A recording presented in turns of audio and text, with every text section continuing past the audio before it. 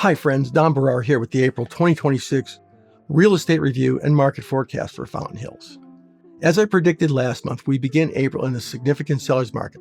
However, results for March were distorted by events in the Middle East.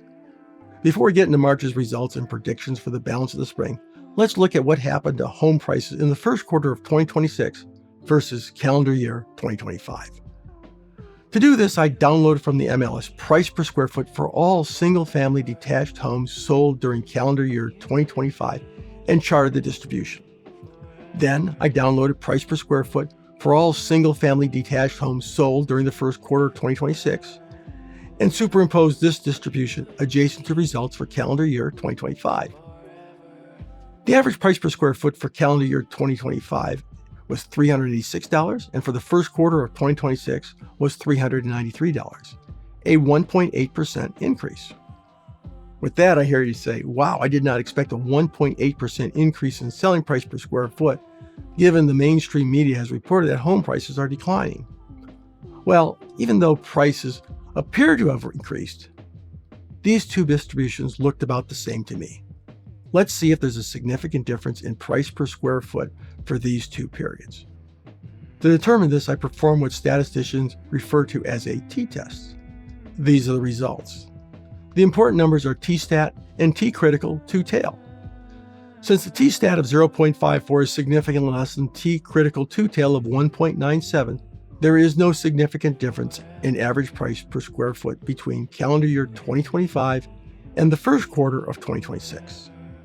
Hence, it's not possible at the 95% level of confidence to say that prices changed. Which brings me to the point that I've been saying for the last 12 months. One cannot use national averages to infer anything about what is going on in local markets. Supply and demand always sets the price.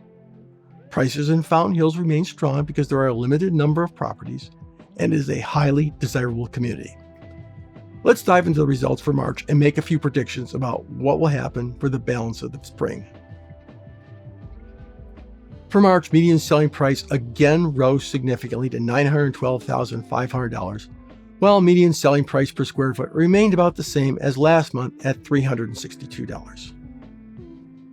The number of homes sold in March was 47 units and significantly below my pre-month estimate of 55 units.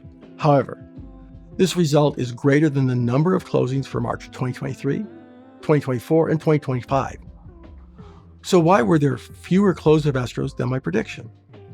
When I predict the number of close of escrows, I take into account the number of homes that went under contract in the previous 90 days, and by the end of the prediction month, these same homes will have had up to 120 days to close escrow.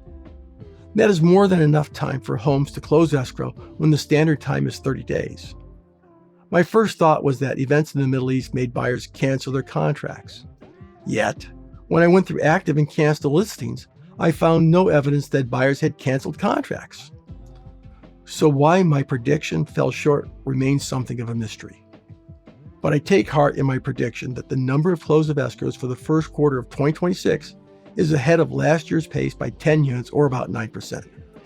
This is a very good result and makes a positive statement about the health of the Fountain Hills real estate market.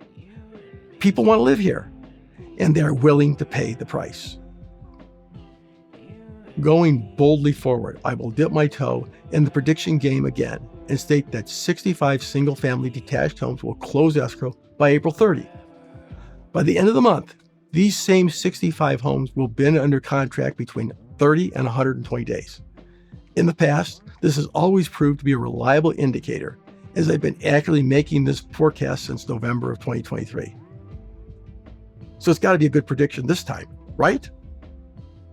Beginning in April, inventory declined significantly from 158 to 138 units.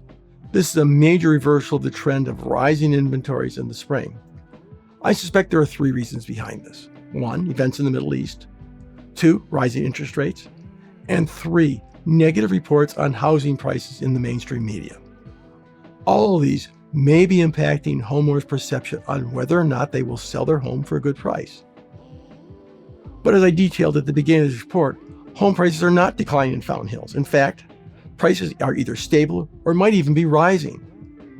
There are plenty of buyers, folks, and as the first quarter results indicate, they are willing to pay the price. Let's look at inventory turn rate. This is calculated by taking the current inventory of homes and dividing by the number of homes sold the previous month. Inventory turn rate is a terrific measure of determining whether it's a buyer's or a seller's market. A result greater than 6 months inventory is a buyer's market, and less than 4 months inventory is a seller's market. Anything between 4 and 6 months inventory is considered a neutral market, in which neither buyers or sellers have the upper hand in negotiations, and prices tend to be stable. We began April with an inventory turn rate of 2.9 months, a strong seller's market, and consistent with my forecast at the beginning of March. And since sellers seem to have stopped listing their homes for whatever their reasons, I can safely forecast that we will begin May with another strong seller's market, with an inventory turn rate of about 2.8 months or less. The low spring inventory and relatively strong demand for homes in Fountain Hills will lead to price stability or increasing prices. That's it for the April 2026 Fountain Hills Market Report and Forecast. If you've not already done so, subscribe to my YouTube channel, Arizona Real Estate with Don Barrar, and I'll be certain to get you more great real estate videos and where to go and what to do in the Valley of the Sun. Talk with you soon.